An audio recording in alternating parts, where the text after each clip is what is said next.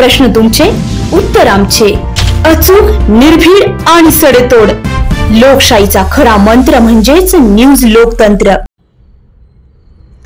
केंद्र सरकार आणि राज्य सरकार यांच्या संयुक्त विद्यमाने ज्येष्ठ नागरिक व दिव्यांग बांधवांना मोफत साहित्य वाटपासाठी आज येवले शहरात तपासणी शिबिराचे माऊली लॉन्स येथे आयोजन करण्यात आले होते.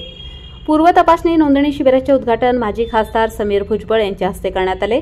यावेळी मतदारसंघातील शेकडो दिव्यांग बांधव व ज्येष्ठ नागरिक तपासणीसाठी हजर होते.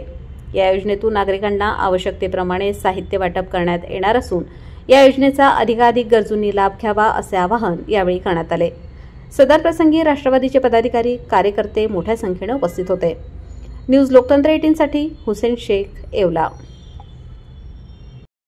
ओके. आज केंद्र शासन व राज्य शासनाच्या माध्यमातून अलिम्को कंपनी यांच्या माध्यमातून अनेक दिव्यांग जे आहेत, बंधू भगिनी जे आहेत, वृद्ध आहेत, त्यांना जे आहे वेगवेगळं जे आहे अवयचं उपकरणांचं वाटप जे आहे त्यासाठी जे आहे मोजमाप करणं, नोंदणी करण्याचा कार्यक्रम आज घेतलेला आहे. जवळजवळ 1,500 ते 2,500 लोकांचं जे आहे लोकांना त्याचा फायदा होणार आहे.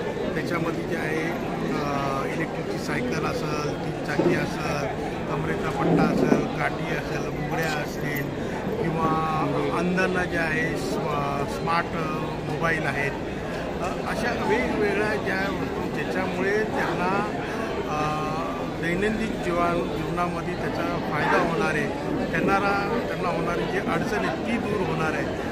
त्या संदर्भामध्ये भूमिका आदरणीय भुजबळ साहेबांच्या माध्यमातून जे आहे घेण्यात आलेली होती आणि त्या अनुषंगाने हा आज कार्यक्रम घेण्यात आलेला होता. अनेक दिव्यांग बांधव जे आहे मोठ्या संख्येने उपस्थित झाले. ते याचा जे आहे पुरेपूर असा लाभ घेत आहेत.